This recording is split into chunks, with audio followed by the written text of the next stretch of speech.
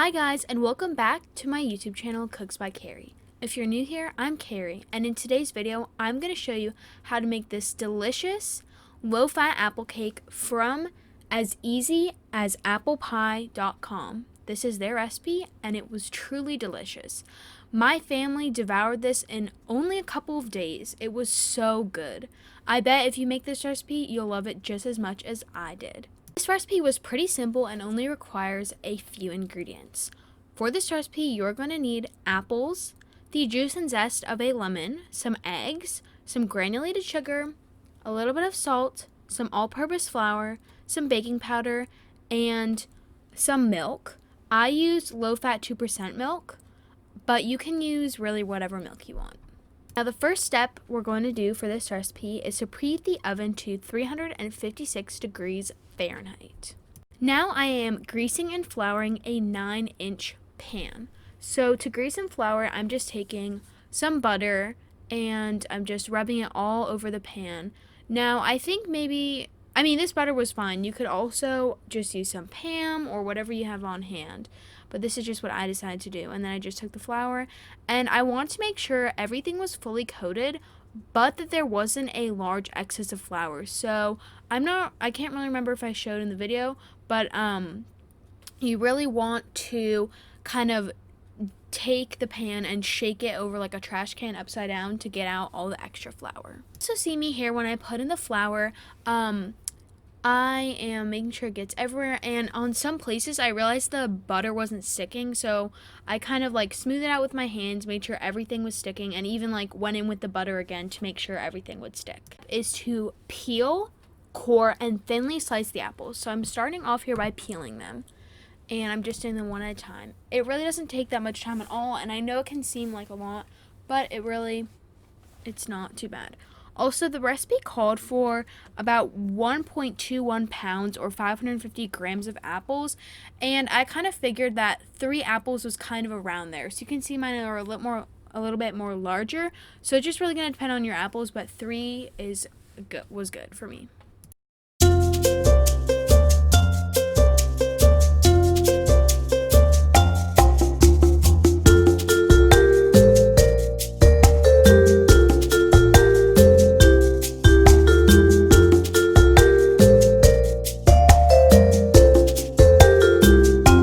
Now that I've peeled all my apples is to core them. Now I don't own a corer, and maybe some of you guys don't own one. So here I just am slicing them into 4 pieces around the core, and you'll see like in some of them I do get some of the seeds, but all I'm doing, as you can see right here, I'm kind of like gently tapping it on the table, or not the table, my cutting board, to get them the seeds out.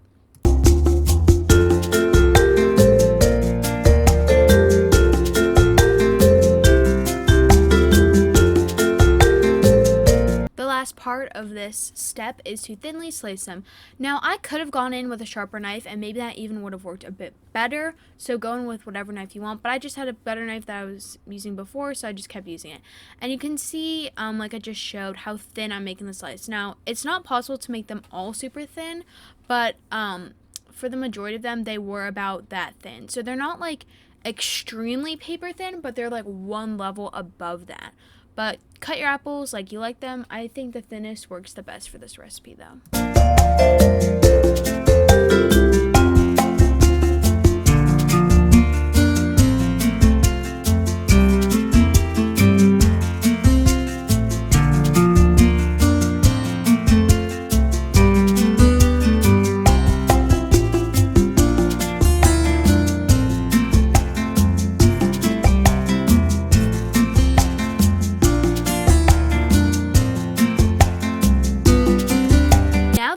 Sliced up, I'm going to add them to a bowl and toss them with the lemon juice. Now my lemon was a bit bigger, so I had a very strong lemon flavor in the cake on day 1, but the lemon flavor did fade away. So by like day 2, I could barely taste the lemon.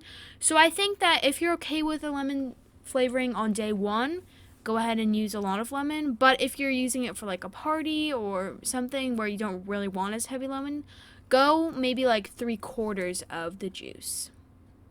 I'm not sure if this recipe was intended to be made in a stand mixer or with a hand mixer, but I just did it with a whisk, so really just use whatever equipment you have or whatever you feel like doing. So now I'm taking my large bowl and I'm putting my eggs, sugar, grated lemon zest, and salt. And it's said to be until thick and creamy, so maybe if you're using a mixer, you're going to beat it longer than I did. But I just kind of combined it all together and gave it a nice whisk until it was all combined and it was a bit more creamy. Oh, also here I'm using my whisk from my stand mixer or hand mixer because my regular whisk was in the dishwasher. So for this recipe, just use whatever you have. If you only have a fork, use a fork. It's pretty user-friendly. Now to my wet ingredients, I'm adding some flour, baking powder, and my milk.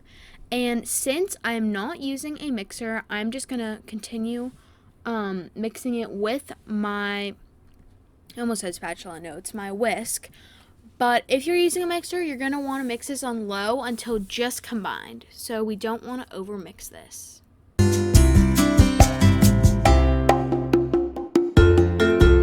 After I get it all whisked up, I'm going in with a spatula just to make sure that everything got mixed in and there's no clumps of flour left at the bottom of the bowl. You may notice that this batter is pretty small, like it's a pretty small amount, but this is because I'm taking 2/3 of my apples that have been in lemon juice and I'm going to mix them in. And you might think like, why would I put big slices of apples instead of like chopped? But once it bakes, it's super moist, so the apples just flow really nicely, and it's just really good. And this also helps the batter like be larger since the apples take up a lot of room.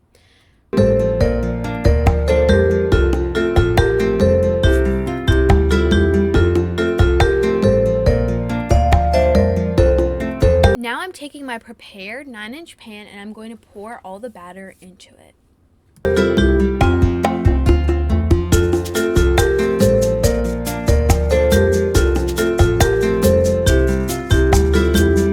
At the end here, I'm just giving the pan a little bit of a shake to make sure that everything is evenly layered.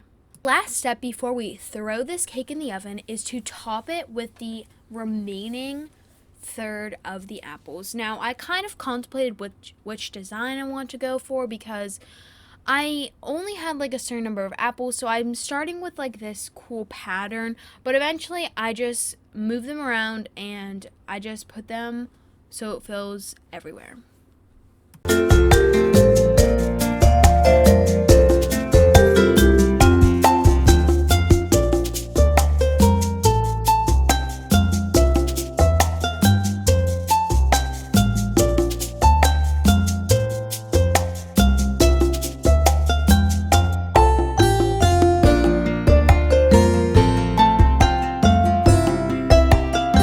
There's one last step. We are going to sprinkle 1 tablespoon of sugar on top. I'm not really sure why we do this, but I think it's maybe to give it more of like a glazed top looking, more crispy. I'm not really sure, but I did it and mine turned out really well. So now I'm just popping it in the oven and I'm going to pop it in and leave it there for 35 minutes or until golden brown. Alrighty guys, now before we continue with the video, I'm going to need you all to like, subscribe, and leave a comment down below. My goal is to have 100 subscribers, and most of you guys watching this video are not subscribed. So if you can please help me hit that goal, that would be great. I'm going to give you a couple seconds to do this before I continue with the video. Alrighty, assuming y'all are good people and you like my channel and you have subscribed and liked and done all the things I mentioned, let's continue with the video. Now it's time to take my cake out. Now, I can't remember how long my cake was in there. Maybe it was about 35 minutes. I'm not really sure, but I ended up sticking a toothpick in and it came out clean. And so this is it. It doesn't look like super golden brown, but it was definitely cooked. So now I'm trying to get it out of the pan, but I'm having a little bit of difficulties. I went in through the side, but I think that maybe I should have lined it with parchment paper, or I really like the technique of, I showed them one of my old videos that you can go watch, but I really like the technique of having like a parchment paper sleeve to help get things out, but this was just not coming out on the cake platter like I had wanted, so I just went ahead and started cutting it within the pan. It was still delicious regardless, but it was a little sad I couldn't get it on my nice cake plate. So now that I abandoned the other plan, I just grabbed my powdered sugar and I'm sprinkling some on top. There's no icing for this recipe to make it a bit healthier, but some powdered sugar was sprinkled. And my, I almost said strainer, no, my sifter was in the dishwasher, so I randomly found this gadget in my kitchen. I don't even know what it's for, what it's called, but it did the job of getting my powdered sugar all over my cake. So that's just what I took, and I don't really know how much powdered sugar I used, like 2 tablespoons maybe, I don't know. I just sprinkled it all over because A, it looks nice, but B, it added just like a little bit of sweetness to the top of the cake. So now I'm just taking a knife and I'm going to cut out a slice. And this recipe says it only serves 8, which is actually a very generous serving. So I would say maybe it serves more. Actually, no. Actually, 8 is a pretty good serving. I was thinking about it just now. So yeah, it's not a lot of cake, but it can definitely be a great breakfast, a great dessert, even a great snack. It was so good. And look at that nice clean slice. Obviously the bottom of the pan does not look as good, but look at that slice. The apples on top, a little bit of sugar. Oh, it was so good. Alrighty guys, that's it for today's video. Thank you so much for watching. If for some reason you didn't subscribe or like or comment during the middle of the video when it gave you time, go ahead and do that right now. And also please follow me on Instagram at cooksbycary. I'd also like to have 100 followers on there. And I post lots of fun photos of the food I cook, and maybe I'll even post some sneak peeks on new videos or something like that. But that's all for this video, so tune in on Foodie Friday at 4 p.m. Eastern Standard Time for my next video. Alrighty guys, bye!